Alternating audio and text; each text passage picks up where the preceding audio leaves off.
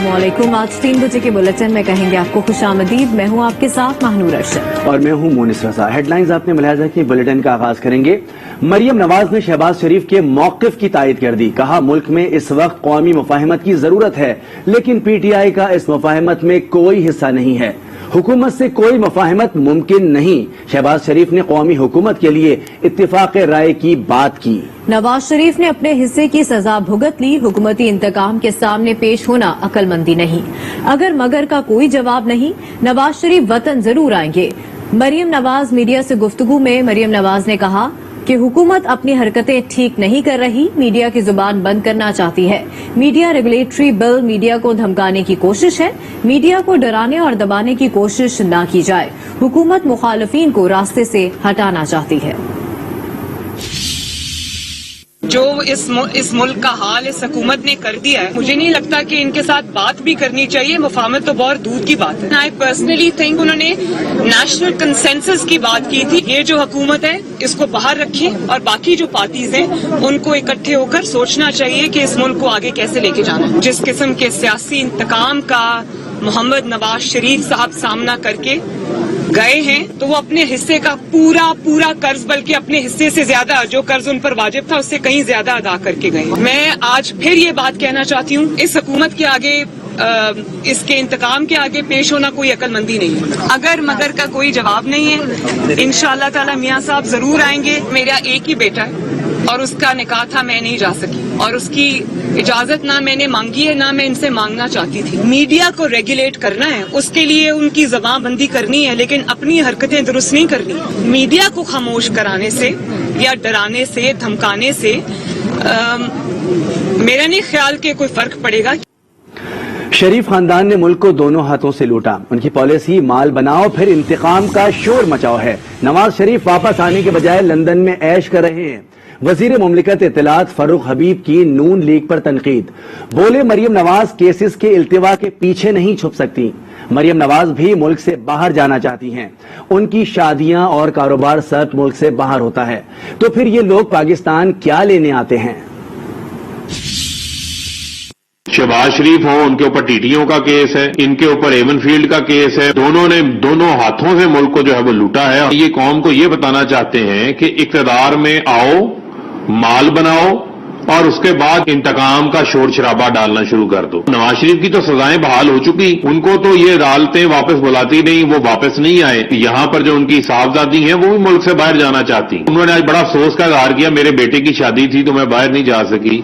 तो आपकी शादियां भी बाहर होती हैं, आपका पूरा खानदान भी मुल्क से बाहर होता है, आपका सारा कारोबार भी मुल्क से बाहर होता है, तो फिर पाकिस्तान आप क्या लेने आते हैं? सिर्फ लूटमार करने आते हैं। जो ये बार बार बात करते हैं मीडिया के हवाले से, मौजूदा हुकूमत मीडिया की आजादी पे भी यकीन रखती है, मीडिया की डेवलपमेंट पे काम कर रही है। बच्चियां पढ़ाओ मुआशरा संवारो, वजीर आजम इमरान खान का कौम को पैगाम। इस्लामाबाद में एहसास तालीम प्रोग्राम की तकरीब से खिताब में उन्होंने कहा कि बच्चियों की तालीम बहुत जरूरी है। मुल्क में बच्चियों की अक्सरियत स्कूलों से दूर है। पढ़ी लिखी खातून मुआशरे को ज्यादा फायदा पहुंचाती है। खातून पढ़ी लिखी हो तो बच्चों की बेहतर तरबियत करती है। बच्चियों के लिए ज्यादा इमदादी रकम रखना काबिल तहसीन है।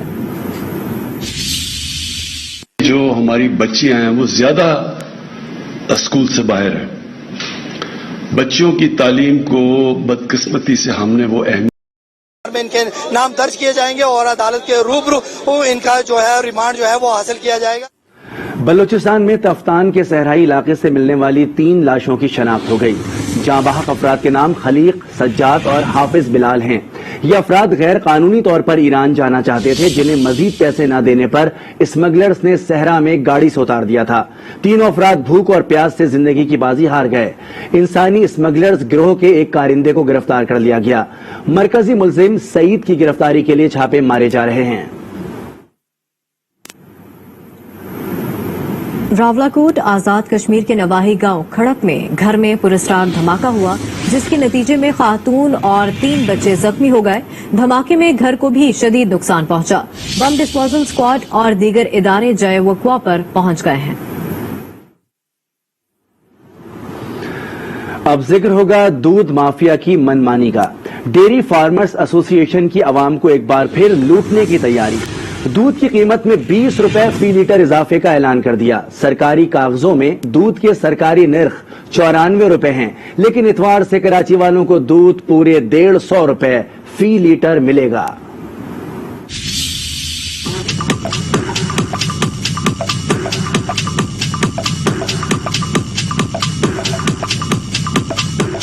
دودھ غذائیت سے بھرپور، لیکن مہنگائی نے کر دیا دور۔ ملک کے سب سے بڑے شہر میں دودھ کے ریٹ بھی سب سے زیادہ ہیں۔ کراچی والوں کے لیے ویسے تو دودھ کے سرکاری نرخ صرف 94 روپے فی لیٹر ہے، لیکن شہر کے باسی اس کو 130 روپے فی لیٹر خریدنے پر مجبور ہیں۔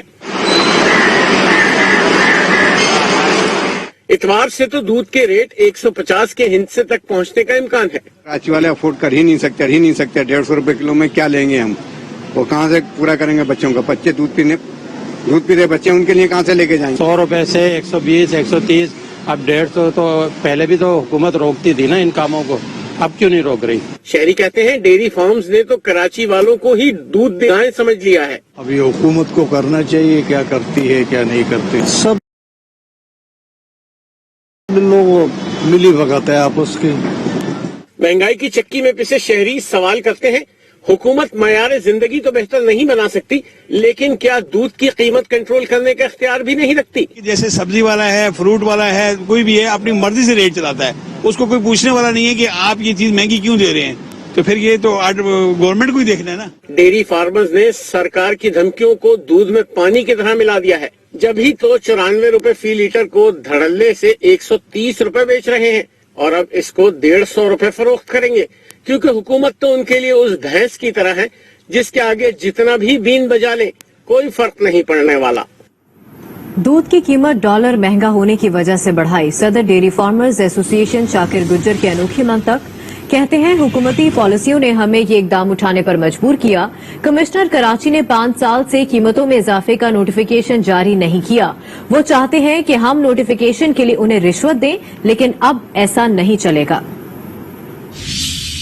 پچھلے 5 سال سے دودھ کے ریٹ کا نوٹیفیکیشن 94 روپیز ہے، اور یقیناً اس کے پیچھے کوئی نہ کوئی عوامل کار فرما ہے کہ کمشنر کراچی یا انتظامیہ دودھ کی قیمتوں کا نوٹیفیکیشن کیوں جاری نہیں کر رہے، اور یقیناً یہ بات بھی ڈھکی چھپی نہیں ہے کہ دودھ کی قیمتوں کے نوٹیفیکیشن میں ماضی میں بہت بڑا پیسہ انوالو رہا ہے، اور یقیناً ان کی توقعات ہوگی کہ ہم انہیں پیسے دیں تو ہم انہیں نوٹیفیکیشن کے لیے ہرگز پیسہ نہیں دیں گے۔ جی یہ نوٹیفیکیشن نہیں کر رہے تھے 18 میں بھی، ہم نے سندھ ہائی کورٹ سے کیس جیتا تھا، اس کے بعد انہوں نے نوٹیفیکیشن کیا تھا، اور اب تک یہ تاریخ کی اونچی ترین پرواز ڈالر کر رہا ہے۔ انفلیشن ریٹ حد سے زیادہ بڑھ چکا ہے، اس کے باوجود یہ یقیناً کاسٹ آف پروڈکشن ہماری بڑھی ہے۔ دودھ کی قیمتوں میں اضافہ وفاقی گورنمنٹ کی پالیسیز کر رہی ہیں۔ منسٹری آف کامرس کی بعض پالیسیز ایسی ہیں جو اجناس دودھ، گوشت، مرغی اور انڈے کی ضروریات ہیں، اس کی کاسٹ آف پروڈکشن پہ جن کا امپیکٹ آتا ہے وہ یہ ایکسپورٹ کر دیتے ہیں، جس کی بنیاد پہ دودھ کی قیمتیں بڑھ رہی ہیں، اجناس مہنگے ہو رہے ہیں اور جانور مہنگے ہو گئے ہیں، جس کی بنیاد پہ دودھ کی قیمتوں میں اضافہ ناگزیر ہے۔ دودھ ہی نہیں، کھانے پینے کی بنیادی اشیاء بھی عام آدمی کی پہنچ سے دور ہیں۔ آٹا، چینی، دودھ، دالیں سب کچھ مہنگا ہو گیا۔ شہری کہتے ہیں چیک اینڈ بیلنس کا مؤثر نظام نہ ہونے سے منافع خوروں کو کھلی چھوٹ ملی ہوئی ہے۔ رپورٹ کر رہے ہیں صفدر عباس۔ آٹا، چینی، دال، گھی، تیل، سبزی اور پھل سب مہنگا۔ دھنیا پودیا ٹماٹر لے لو، مرچیں دھنیا پودیا مرچیں۔ دالوں کی قیمت میں مسلسل اضافہ، آٹا بھی بڑھ کر 64 روپے کلو پر جا پہنچا، چینی بھی 110 روپے سے 115 روپے کلو ہو گئی۔ شہری کہتے ہیں ہر چیز مہنگی ہے، کوئی پوچھنے والا نہیں۔ گھی اتنا مہنگا ہو رہا ہے، تیل اتنا مہنگا، آٹا مہنگا ہو گیا، حکومت مہنگائی کی مہنگائی کر رہی ہے، اور کیا کر رہی ہے، غریب آدمی کیا کرے گا۔ بازار میں آتی خالی مڑ کے جاتی، سوچیاں کیا کروں کیا نہیں کروں، بہت پریشانی ہو گئی ہے۔ دالیں مہنگی ہیں، ہر چیز مہنگی ہے، چینی، آٹا، پکوان، گھی، ہر چیز مہنگا ہے، یہاں تک کہ دودھ بھی مہنگا ہو گیا۔ ریٹیلر بھی مہنگائی کا راگ الاپ رہے ہیں، کہتے ہیں ہول سیل میں ہر چیز پر آئے روز پیسے بڑھ رہے ہیں۔ ہر چیز پہ روزانہ کے طور پہ ریٹ بڑھ، جس طرح آٹے پہ 2-2.5 روپے روز بڑھ، آٹا پچھلے دنوں ہم بیچ رہے تھے 60 روپے، آج بیچ رہے ہیں 64 روپے، 2-2 रुपए 1-1 रुपए करके हर चीज पे बढ़ रहा है। बढ़ती महंगाई ने आम आदमी की कुव्वत खरीद को बुरी तरह मुतासिर किया है। महंगाई से सताए परेशान अवाम का कहना है कि चेक एंड बैलेंस का मौसर निजाम इख्तियार किया जाए ताकि मुनाफाखोरी का खात्मा हो सके। कैमरामैन कैसर अब्बास के साथ सफदर अब्बास, आज न्यूज, कराची। कराची के इलाके औरंगी सेक्टर 10 में गैस बहरान शिद्दत इख्तियार कर गया। इलाका मकीन कहते हैं कि 10 दिन से गैस नहीं आ रही। खवातीन घरों में लकड़ियों पर खाना पकाने पर मजबूर हो गई हैं। तफसीलात इस रिपोर्ट में जानिए। कराची औरंगी टाउन में गैस का बहरान सेक्टर 10 में 10 रोज से गैस गायब। किस तरह से मतलब खाने पक रहे हैं और किस तरह से मुश्किलों से हम गुजर रहे हैं, यानी कि कोई पुरसाने हाल नहीं है, कोई हमारी आवाज सुनने वाला नहीं है। छोटे छोटे बच्चे हैं, लकड़ी यहाँ पे 600 रुपए मन, 800 रुपए मन। लकड़ियाँ भी कहाँ तक जलाएं और सिलेंडर भी कहाँ तक इस्तेमाल करें। खवातीन लकड़ी पर खाने पकाने पर मजबूर। गुजारा लकड़ियों से कर रहे हैं, बाजार से खा रहे हैं ले लेकर, कब तक खाएं। सुबह उठते तो भी गैस नहीं होती है, शाम में गैस नहीं होती, काम पे जा रहे हैं भूखे जा रहे हैं। इलाका मकीन कहते हैं लाइन में गैस तो नहीं आती लेकिन पानी जरूर आता है। गैस की लाइनों में पानी आ गया है, पानी यहाँ नहीं आ रहा है, 1-1 महीना हो जाता है। जब पानी आता है ना, पानी की लेने हैं लीक अंदर से, तो वो सारा गैस की पाइप लाइनों में चले जाता है, उसकी वजह से वो पानी भर जाता है और वो पानी आता है फिर गैस के बजाय। वकीलों का कहना है शिकायतें करके थक गए लेकिन इंतजामिया के कानों पर जूं तक नहीं रेंग रही। अनुषा जाफरी, आज न्यूज, कराची। और अभी आपको बताएं, सदर मुमलिकत ने इलेक्शन तरमीमी ऑर्डिनेंस 2021 पर दस्तखत कर दिए। ऑर्डिनेंस के मुताबिक मुंतखब अराकीन को पार्लियामेंट के पहले इजलास के 60 दिन के अंदर हलफ उठाना होगा। वक्त पर हलफ न उठाने पर नशिस्त खाली तस्वुर की जाएगी। दूसरी जानिब हुकूमत ने पाकिस्तान काउंसिल ऑफ रिसर्च आबी वसाइल ऑर्डिनेंस 2021 भी जारी कर दिया। काउंसिल को मुलाजमीन की तैनाती का इख्तियार होगा। सदर मुमलिकत ने मोहम्मद सईद उल्लाह की बतौर जज एहतसाब अदालत तकर्रुरी की मंजूरी भी दे दी।